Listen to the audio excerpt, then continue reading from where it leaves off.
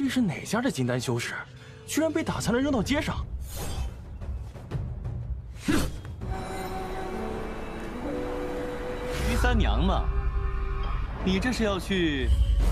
来找死的人还真多。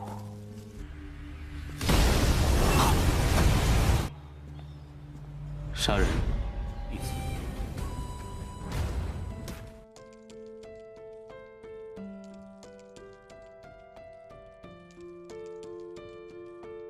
Halo guys, selamat datang di channel Portal Donghua, channel yang khusus membahas bocoran alur cerita Donghua terbaik di jagat raya. Dan pada video kali ini, Bang Panjul akan sedikit merekap bocoran alur cerita Donghua yang berjudul Lian Qi, Xin Wan Nian, season pertama, episode 12. Tapi sebelum masuk ke bocoran alur ceritanya, Bang Panjul ingatkan sekali lagi, karena ini adalah bocoran alur cerita yang Donghua aslinya sendiri belum dirilis, maka sudah pasti, gambar serta suara video tidak akan sama, begitupun dengan series aslinya, yang mungkin saja, akan ada sedikit perbedaan cerita pada saat tayang nanti. Sekian informasinya, dan segeralah pasang handsetnya, kencangkan volume handset, lupakan kenangan mantan, dan yuk, kita langsung bahas bocoran alur ceritanya. Pada cuplikan episode 11 yang lalu, setelah menghabisi Deng Xuan menjadi butiran debu, Su Yan pun segera melangkah keluar sekte. Melihat gurunya yang berlalu tanpa sepatah kata pun, Ting Feng pun sontak bertanya, kemana gurunya akan pergi. Su Yan yang melangkah dengan ekspresi dingin pun berkata, bahwa dia ingin membunuh orang. Sementara di lokasi yang berbeda, tepatnya di ruang lelang Balai Lelang Lingbao, yang saat itu sedang mengadakan lelang untuk pedang Yuan Huo. Yang katanya, pedang itu adalah pedang premium dengan kualitas tinggi, yang saat itu penawarannya telah mencapai angka 1000 batu roh, dan penawaran itu membuat seorang lelaki tua yang memimpin lelang tampak terlihat bahagia. Karena bagaimanapun, harga 1000 batu roh merupakan harga yang cukup tinggi untuk sebuah pedang kelas premium. Tepat saat si pria tua akan mengetuk palu kayu tanda penawaran telah berakhir, tiba-tiba, terdengar suara seseorang dari dalam sebuah ruangan yang memang disediakan untuk peserta lelang, yang berkata dengan santainya, saat menaikkan tawaran di angka 10.000 batu roh. Mendengar harga penawaran yang tidak masuk akal untuk sebuah pedang roh biasa, si pria tua yang memimpin lelang pun berkata, bahwa pelelangan ini bukanlah sebuah lelucon, jika seorang peserta lelang melakukan penawaran, maka dia harus membayar dengan harga penawarannya. Mendengar ucapan si pria tua pemimpin lelang, si penawar pun berkata, ada apa? Apakah Anda meremehkanku, dan berpikir aku tidak mampu membayar sejumlah 10.000 batu roh? Mendengar perkataan itu, sontak si pemimpin lelang pun mempercayai tawaran tersebut, lalu mulai menghitung sambil mengangkat palu kayu. Namun lagi-lagi nih guys, ketika palu akan diketuk, tiba-tiba, terdengar lagi suara yang berasal dari sebuah ruangan, yang menaikkan penawaran ke angka 20.000 batu roh.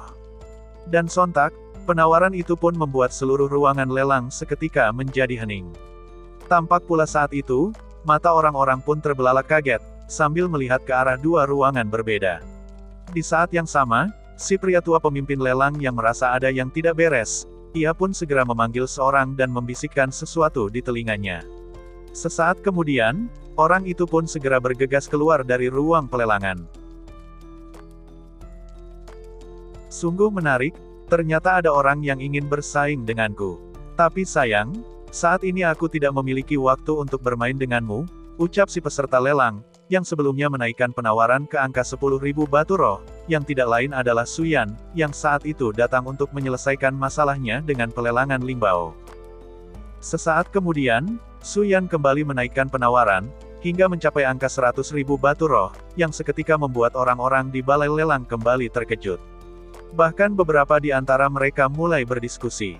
Apakah orang di dalam ruangan itu adalah orang yang berkuasa, hingga berani bermain-main dengan rumah lelang Lingbao.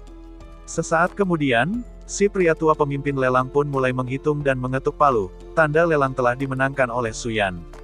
Karena jumlah penawaran yang sangat tinggi, si pak tua pemimpin lelang itu pun secara pribadi mengantarkan pedang itu dan menyerahkannya pada Su Yan. Tepat saat proses serah terima pedang tersebut, tiba-tiba si pak tua mengerutkan keningnya dan bergumam. Orang ini, kenapa wajahnya terlihat sangat familiar, gumam si pak tua.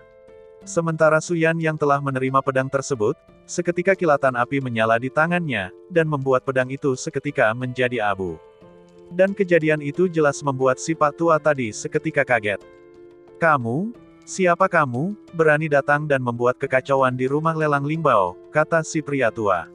"Saya adalah Suyan, saya datang ke sini karena mendengar kabar, bahwa pemilik rumah lelang ini mengadakan sayembara dengan hadiah besar, bagi siapa saja yang dapat membunuhku," kata Suyan dengan senyuman liciknya. "Kamu? Jadi kamu adalah Suyan? Bukankah sebelumnya Deng Xuan telah pergi ke Sekte Tianlan untuk membunuhmu?" kata si pria tua, yang ranah kultivasinya berada di tingkat Jindan. Menyadari Suyan yang dapat hadir di balai lelang Lingbao, si pria tua itu pun langsung berasumsi, bahwa kemungkinan besar Deng Xuan pun telah mati. Tapi bagaimana mungkin, Deng Xuan yang seorang kultivator di ranah Yuan Ying dapat dikalahkan oleh Suyan, yang ranahnya berada di tingkatan paling dasar, yaitu ranah pemurnian Qi. Merasa Suyan telah membunuh Deng Xuan, si pria tua pun merasa, dirinya bukanlah tandingan Suyan, ia pun tiba-tiba mundur dan mencoba untuk melarikan diri. Melihat hal itu, Suyan pun tersenyum sinis dan berkata, "Ingin lari? Cobalah kalau bisa," kata Suyan, lalu tiba-tiba muncul telapak tangan besar yang melesat sampai menembus tubuh si pria tua, yang dalam sekejap mata, membuat si pria tua seketika dikirim ke alam baka. Setelah menghabisi si pria tua, Suyan pun melangkah ke tengah aula lelang sembari membawa tubuh si pria. Saat itu Suyan berkata, "Saya adalah Suyan, orang yang sedang dicari-cari oleh Presiden Rumah Lelang Lingbao. Jika ada yang menginginkan kematianku silahkan maju," ucap Suyan, diikuti dengan tertutupnya semua pintu di ruangan tersebut. Mendengar ucapan itu, para praktisi yang berada di ruang lelang pun mulai melihatnya dengan seksama. Bahkan beberapa dari mereka tampak membuka kertas, yang berisikan gambar wajah Suyan, serta jumlah hadiah bagi orang yang dapat membunuhnya. Melihat Suyan yang seolah datang untuk mengantarkan nyawanya, para praktisi di ruang lelang pun menganggapnya orang yang bodoh. Di sela itu, tiba-tiba terdengar, peserta lelang yang sebelumnya menawar sebanyak 20.000 batu roh untuk pedang Yuan Huo berkata, "Apakah kamu yang bernama Suyan?" ucap si pria berjubah hitam, dengan wajah terlihat pucat, dan itulah guys, ending dari bocoran Donghua Lian Qi Xin Wan Nian, episode 12. Di sini Bang Panjul akan sedikit memberikan informasi, yang dimana dalam versi novelnya, karakter Yusan yang seharusnya muncul pada episode 13 atau 14. Sedang dalam serial aslinya, Yusan yang telah muncul pada episode 3 lalu. Tapi jika dilihat dari segi alur ceritanya, 95% sama, dan hampir tidak ada perbedaan yang signifikan. Dan oke guys, sampai di sini dulu pembahasan bocoran Donghua kali ini. Sampai bertemu lagi di episode selanjutnya.